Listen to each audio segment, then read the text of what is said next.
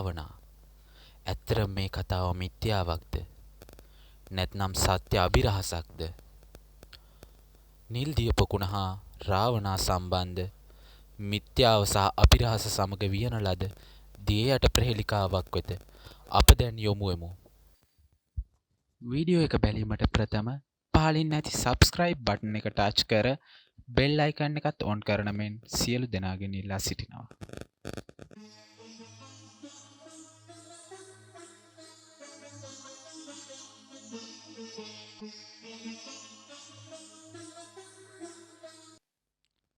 ශ්‍රී ලංකාවේ මහාචාර්යවරයෙකු වන මහාචාර්ය අනුර සිරිවර්ධන මහතා නිල්දිය පොකුණ ගැන මෙසේ විග්‍රහ කළහ.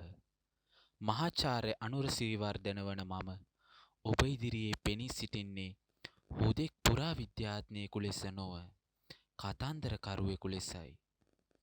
අද අපි ශ්‍රී ලංකාවේ ඇල්ල ශාස්ත්‍රීයත්වය වැළඳ ගැනීම තුළින් පිහිටි දිය යට පොකුණක් වන නිල්දිය පොකුණෙහි ප්‍රහෙලිකාවේ ගැඹුරටම පිවිසෙමු. නමුත් මෙය සාමාන්‍ය තටාකයක් නම් නොව. එය රාමායනයේ මිත්‍යා ප්‍රතිවාදියා වන රාවණා රජුගේ පුරාවෘත්තය සමග කැකෑරෙන පැරණි කටහඬින් ලියන ලද හඬපටයකි.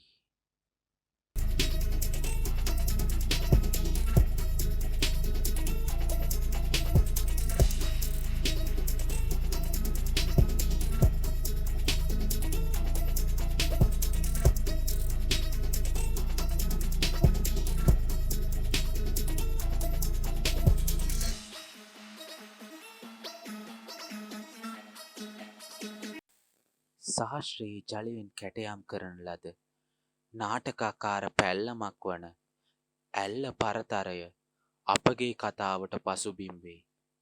එය භූවිද්‍යාත්මකව විශිෂ්ට කෘතියකි. එහිදී කඳුබෑවුම් බැස යන අතර ගංගාවන් ශාස්ත්‍රීක නිම්න අතර නටති. නිල්දිය පොකුණෙහි යතුර අල්ලාගෙන සිටින ලෙසට කටහඬින් කී ගමක් කරඳගොල්ල මෙම භූදර්ශනය තුළ පිහිටා ඇත. පිවිසුම් දෙකකි. එකක් දනි. අනික කැලයේ සැඟවී ඇති හාවා සිදුරකි. අඩුවෙන් ගමන් කළ මාර්ගයකට අපව ගෙන යයි.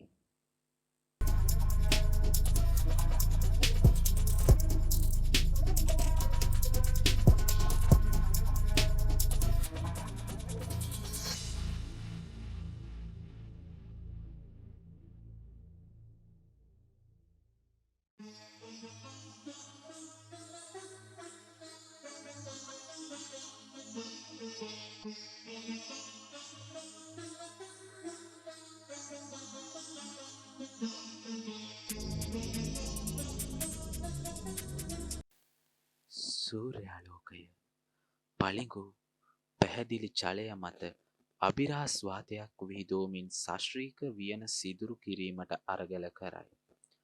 ගුහාවේ සිසිලස වැළඳ ගනිමින් අපි පෞරාණික ලෝකයකට ඇතුල් වෙමු. දළ වශයෙන් මීටර් 50ක් දිග සහ මීටර් 20ක් පළලින් යුත් මෙම පොකුණ පාෂාණමය ආවරණයක් යට සැඟවී ඇත. එහි ගැඹුර ප්‍රබෝධමත් අභිරහසක් ලෙස පවතී. සමහරක් ස්ථානවල ගැඹුර මීටර් 50කට ළඟා වේ.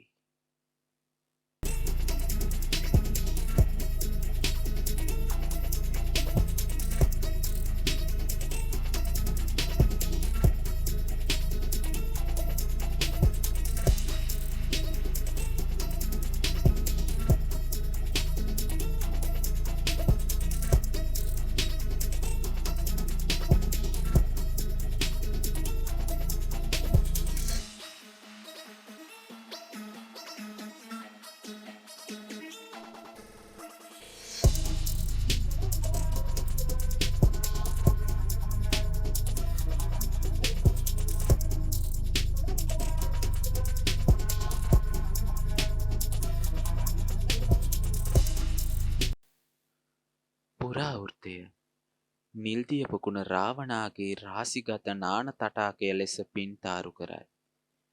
මෙනෙහි කිරීමට සහ පැන යාමට ජලය සහිත තෝතැන්නකි. මෙම ආශ්‍රය තහවුරු නොකළද දැන්ටමත් ප්‍රහෙලිකාවක් වන වෙබ් අඩවියකට කුතුහලය දනවන ස්තරයක් එක් කරයි. එය සැබවින්ම රාවණාගේ පසුබැසීමක්ද? ඔහුගේ සිනාව වරක් මෙම ගුහා කුටි හරහා දෝංකාර දුන්නාද? මේ සියල්ල තවමත් ප්‍රහෙලිකාවකි.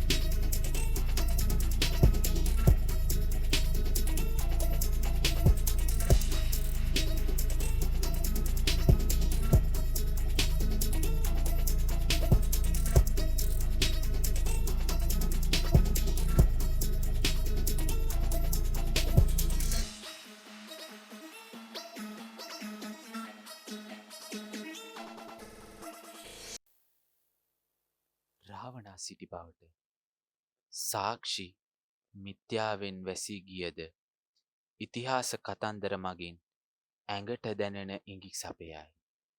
පෞරාණික පිංගන් මැටි කැබලි සහ මෙවලම්වල නටබුන් සියවස් ගණනාවකට පෙර දිවෙන මානව ක්‍රියාකාරකම් පිළිබඳ රහසක් මේ රාවණා යුගයේ යටත් වැසියන්ද නැතහොත් පෙර යුගයේ වැසියන්ද මෙය මා වැනි පුරාවිද්‍යාඥයින් දිගින් දිගටම කුල්මත් කරන ප්‍රශ්නයකි.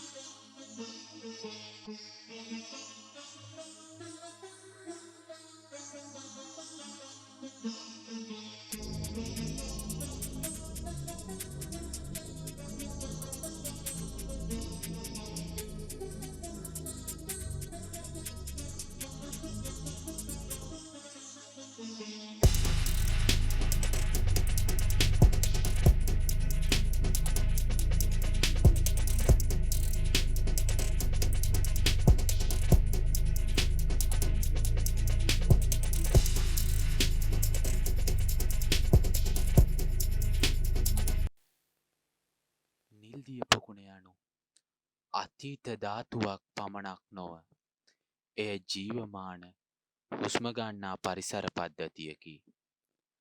බැට්ෆිෂ් ජලය හරහා පියාසර කරයි. මකරුන් එහි මතු පිට ඉහළින් නටති. සහ වාතය නොපෙනෙන ජීවීන්ගේ ගීතය සමග නාද කරයි. මෙම පොකුණ ස්වභාව ධර්මයේ ඔරොත්තු දීමේ හැකියාව පිළිබඳ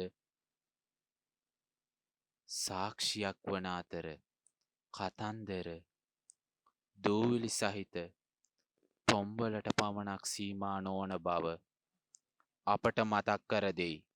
ඔවුන් ජීවත් වන්නේ අනුවර්තනය වීම සහ පරිමාණය වන්නේ අප හුස්ම ගන්නා වාතය තුළින්මය.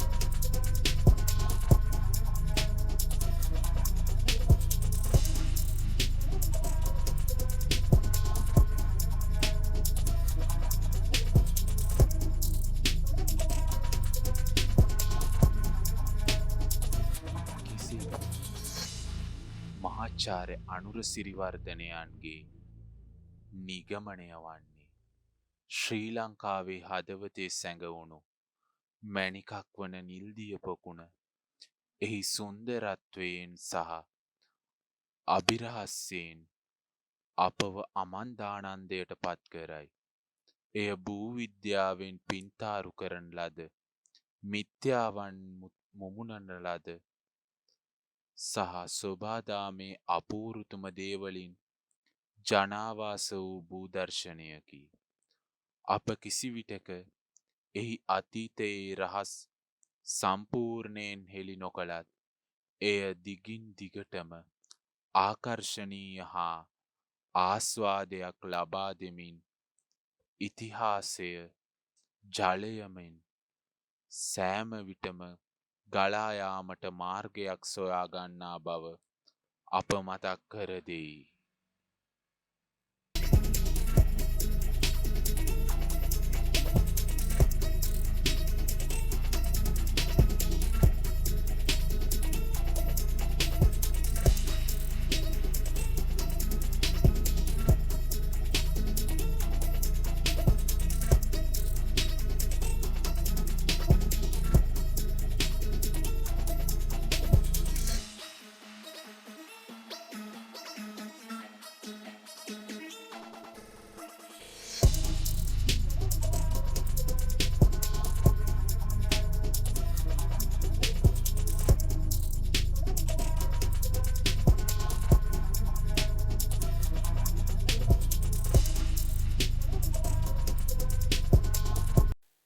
මතක තබා ගන්න. මෙය ආරම්භක ලක්ෂයක් පමණි. ඔබට මහාචාර්යවරයාගේ ස්වරය අභිරුචිකරණය කිරීමට නිශ්චිත පුරාවිද්‍යාත්මක තොරතුරු ඇතුළත් කිරීමට පෞද්ගලික කතා එකතු කිරීමට හෝ පොකුණ ගොඩනැගීමට අදාළ විද්‍යාත්මක න්‍යායන් ස්පර්ශ කිරීමට පවා හැකිය.